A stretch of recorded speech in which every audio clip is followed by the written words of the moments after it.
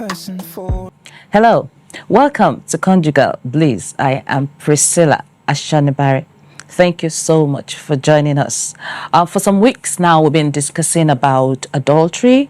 We've defined adultery. We've tried to explain some of the reasons why people go into adultery, or some of the reasons people give, for finding themselves in adultery or intentionally going into adultery. We've spoken about the effect adultery would have on the adulterer. It will have on the betrayed spouse. It will even have on the children. Just to have a little bit of recap, we also said that the word of the Lord said in Proverbs 6:32 and 33 that the one who commits adultery lacks understanding. So I believe you've been with me for this past week. For the weeks, some weeks now, I think this should be like the sixth episode, of this topic. You've been able to gain some understanding about what adultery is all about. Let me just say that after all these episodes, if you listen to it very well, number one, you'll be able to understand what adultery is. Number two, you'll be able to know why it happens. Number three, you'll be able to know how to resist it. And later today, we are going to be talking about the roads and bridges to healing in the marriage in case adultery had happened. Because I know there's somebody here that is saying, okay, how I wish I knew this before now. I won't have, I will have been able to prevent myself from going into adultery. Don't write yourself off. That marriage can still get better. Okay, and we said that many times people would think, okay, the adulterer is just having fun, enjoying himself, enjoying herself. No, they also have prices to pay, like emotional fragmentation, fear of abandonment, fear of exposure. And we said that the betrayed spouse, the experience of knowing that the spouse, had committed adultery is like grieving for a loved one. It is a traumatic experience. As a matter of fact, the betrayed spouse would experience symptoms like somebody that is going through post-traumatic stress disorder. And you remember the examples I gave of a woman that after discovering that the husband committed adultery, the shock was so much she lost her mind. And also about different other examples that I've already given. I'm not going to that. You can, if today is the first time you are joining me, maybe you can, try and get the other episodes. And we also said that for the children, in case there are children involved in the marriage, that the children, they'll begin to act out, they will have behavioral problems, they will have problems concentrating in class, so it will affect their academics. They would have this sense of guilt, thinking, was it because of me that daddy cheated on mommy? Was it because of me that mommy cheated on daddy? Did I do anything wrong? They would sometimes not only externalize it. When they externalize it, they go into rebellion, behavioral problems. Sometimes they internalize it. And when they internalize it, that is when sometimes such children will go into depression, you will have anxiety, you will see them, they will have a sense of guilt and shame for what the parents did. Okay, I think that is just how far we can be able to try to explain. And another, effect adultery will have on the child is even on the unborn child, because sometimes such relationship can end in unwanted pregnancy. And should it end in unwanted pregnancy, you now see, because the people involved, they want to cover up, sometimes they will end up aborting the pregnancy. So we have from one problem, one sin to another sin from adultery, because the Bible said, thou shalt not commit adultery. They will end up killing someone, or because they want to cover up. And sometimes even if they don't kill the child will now be given birth to out of wedlock. And sometimes people can refer to the child as bastards. They can refer to the child as a mistake. You know, they can refer to the child with all kinds of derogatory terms that they can find. There's even this saying in the Yorubas. They have this saying that a house that is peaceful is because there's no bastard child there. That once the bastard child shows up, there's going to be a problem in the house. So they will link such children to troubles, to problems. Can you imagine what kind of life such children would end up having, the kind of emotional pain they will go through in life? I don't know, maybe you are there, you're a product of adultery. I pray that the Lord would speak peace into your life, would help you with a self-esteem, and know that people might say you are a mistake, you are not wanted. God has a plan for your life. Oh, okay. So we are going to continue today by talking about, is there hope after adultery for the marriage? Is there hope? My answer is yes and no. Can the marriage be healed? The answer is yes and no. Yes, because there are some steps that the spouses will have to take. And no, because if the spouses are not ready to take these steps, then they cannot be able to have healing in the marriage. So what are the steps that they will have to take? Okay. Number one, both parties, the husband and the wife, will have to be ready and willing to heal the marriage. They have to be ready and willing to make sure that the marriage is restored. Now, let me tell you something.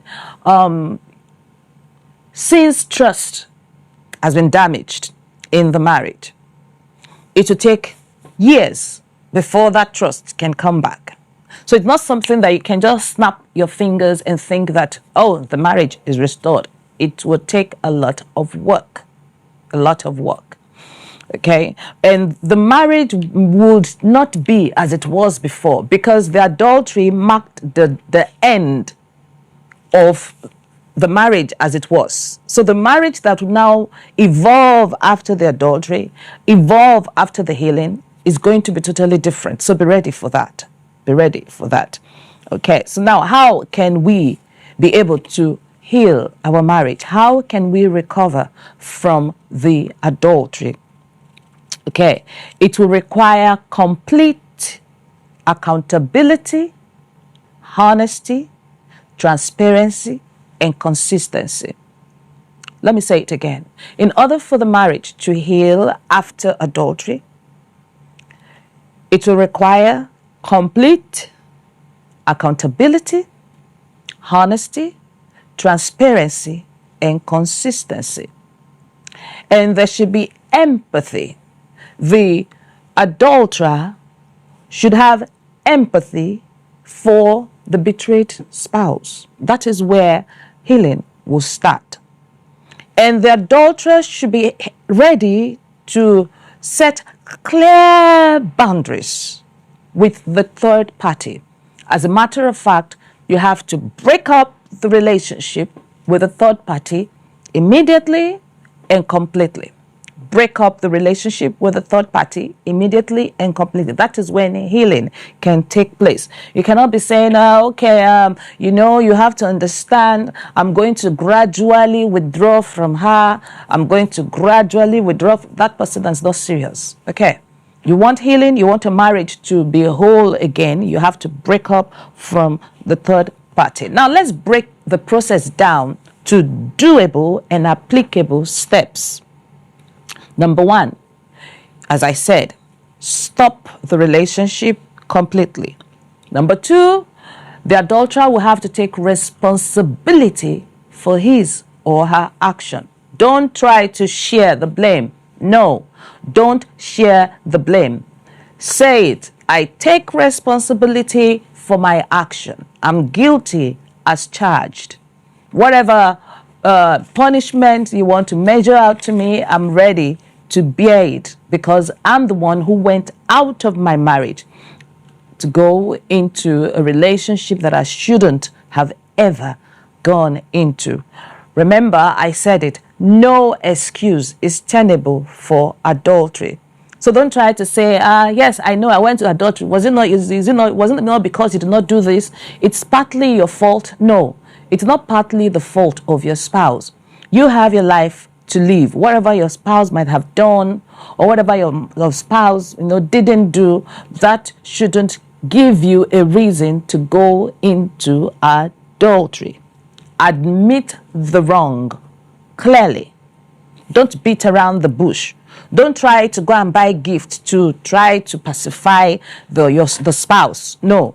Don't just try to play nice. No, don't try to, because there are some times when spouses are caught in adultery, they will not say sorry. They will just try to be nice, try to go around, try to do things just to make sure the spouse, you should get the signs now that I'm trying to say I'm sorry. No, you have to admit it. Very important. Because if you do not admit it, then you cannot start the healing process. Okay. You have to express genuine remorse when you are admitting it. Don't be plastic. Don't let it seem as if, okay, because it's now out in the plain, people know about it, so let me just tell you, I'm sorry. It has to be genuine. You have to be sorry. Godly sorrow. That is what we want. Okay? That is what we want. You must let your spouse know that you are sorry. Even God expects us to tell him we are sorry, for him to do what? To forgive. He said, if we confess our sins, then he's faithful and just to forgive. We shall have to confess it. Then he will forgive. Okay? Oh, thank you, Lord. So you have to do what? To acknowledge. Acknowledge it. Very important. Don't blame your spouse for anything. Don't try to pass the blame. You have to let your spouse know, I'm deeply sorry for what I have done. I know I've hurt you. Okay, because it was a promise you made to her. It was a promise you made to him that you forgo, you forget, you let go of others and cleave to this person forever. And now you didn't do that. You've broken your promise. You have to look for a way to apologize. Okay. So number 3, you have to allow honest expression of pain. Okay. Don't try to push your spouse to forgive you all of a sudden. Don't try to push your spouse to get over it all of a sudden. Don't say things like, okay, I've confessed, I'm sorry. Okay, you found out, I'm sorry. Now can we continue? Can life be the way it was? No, it cannot be the way it was. It will take a process. It will take a long time. Time is of essence. In order for a marriage to be healed after adultery, time is very important. So don't just say, why is it taking you so long to just get over it? You cannot just get over it. Remember, I said to the betrayed spouse, it is a post-traumatic stress thing. Yeah, it is like, okay, to the betrayed spouse, let me say it like this. It is when the betrayed spouse discovers that the spouse is into adultery or had committed adultery, at that moment, the whole world of the spouse crumbled in the mind. It was as if he or she'll be asking, so I've been living, a lie. Who am I to this person? What kind of marriage do we have? Can you imagine the uncertainty surrounding the situation? You're not saying the person should just wake up and get over it. No. And you should be ready to answer the questions that your spouse will be asking. Don't now go numb and mute and deaf. And the spouse will be saying, what happened? What this? Because the spouse is as well trying to know, what did I do wrong? Where am I to share the blame for this? Not that you would tell the spouse to share the blame. No. The spouse is trying to know where the problem started and how. So, if your spouse wants to express anger, you have to allow your spouse to express the anger. If your spouse is grieving, having, as we said, there will be so many symptoms that your spouse will have to experience and negative feelings because of this. Give time for the betrayed spouse to be heard without being rushed or dismissed. So don't try to dismiss whatever. Okay? Don't say, I'm sorry, then get over it and let's start all over. After all, People are doing it. I'm not the first to do it. There's no new thing under the sun. It is new under the sun for her. It is new under the sun for him. That is a marriage that both of you had dreamed that would just be both of you and nobody else. Okay? So give your spouse enough time to come out of the shock. That is what I'm trying to say. Then there should be complete and total transparency. The foundation of trust is damaged. As a matter of fact, destroyed, not just damaged.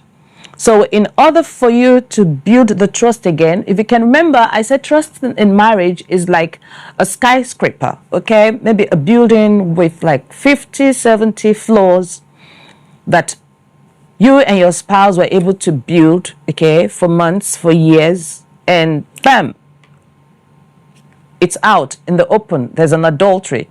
It's like the adultery is like a dynamite that is applied on the skyscraper that brought it crumbling down in just some few minutes. Okay. So in order for the marriage to heal, there should be total and complete, as well as radical, underline the word, radical transparency in the marriage. You have to share your password to your phone, password to your tablet, password to your email, password to anything, even the PIN to your ATM. All this you have to let your spouse know.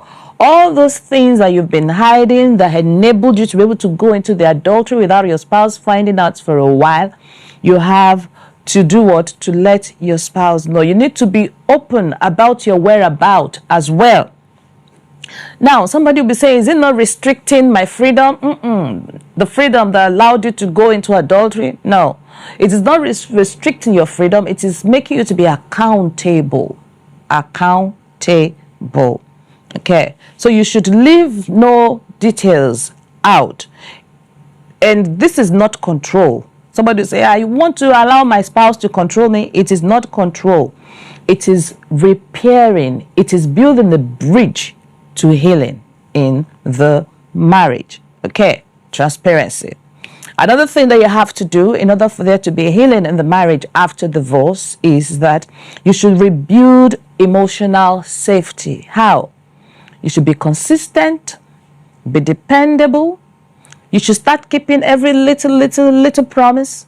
Because if you don't, your spouse will say, okay, that was how you promised him on the altar. You promised my parents. You promised everybody that you're going to be true to me for life. And so don't give room for that to happen. Keep to your promise. Show empathy. Be patient with your spouse as well. Because of this situation that you find yourself, the adultery, your spouse might become irritable, might become too overly sensitive, and you might even think as if, who is this person? You know, your spouse might become like somebody that is different, strange. That spouse is trying to heal. So you see, there's a lot of work that you have to do. There should be renewed commitment to the marriage. Remember, you're trying to rebuild trust in the marriage. So you have to set clear boundaries going forward. And what are you going to do? You are going to make sure that anywhere you are, you let your spouse know, okay, I'm here. You're traveling. Okay, my flight time is this. I'm moving from here. This is the hotel I'm staying. This is the room number. You have to do what? To be transparent. Very, very transparent. I remember there was a man that, after he discovered that the wife was into this adultery with her boss, he told her, okay, you just have to quit that job and stay home for a while. And if it is her husband who is into the adultery in the place of work, and you know your finances is not enough, I think you have to look for how to set clear boundaries, okay, with that colleague that you went into adultery with. You have to tell don't just cut off from the third party that you went into adultery with. Don't just stop talking. Don't just stop block them. No, let them know. Sorry, I cannot continue with this relationship. It is ungodly. and I want to put things right with my spouse. I want to rebuild my home. So it's not just you going off. No, let them know you are putting a stop to it. Okay, there should be digital and virtual transparency. I've said that. Your password to your phone, your gadgets, everything should be made known to your spouse. And even allow your spouse to pick your calls. It will tell your spouse that you've got nothing else to hide. You're hiding nothing. Okay. Make sure to set boundaries. Okay. There's nothing like you picking this particular opposite sex colleague always in your car after work, going to work. No, don't do that. Okay, no going out to eat with an opposite sex colleague all the time. It is this particular. Remember, when we're talking about types of adultery, we said the first one is emotional adultery. Okay, you can remember. And it happens with this gradual closeness and bonding before we now have the virtual and the physical adultery. Okay, so make sure that you do not give room for emotional adultery to happen again, so that you will not end up in what? In big trouble. Okay, now we are going to be rounding up here today. Make sure you join me again next week. By the grace of God, we are going to still continue talking about how can the marriage heal after an adultery, because God wants us to forgive one another. And thank you so much for joining us. Until I come your way again, God bless you. Glad that I found you at the right time. You're running my mind. Oh, no, it's been a long time. Oh, I've been searching for a long time. Glad that I found you at the right time. Oh, you're running my mind. I can't lose this love in this love.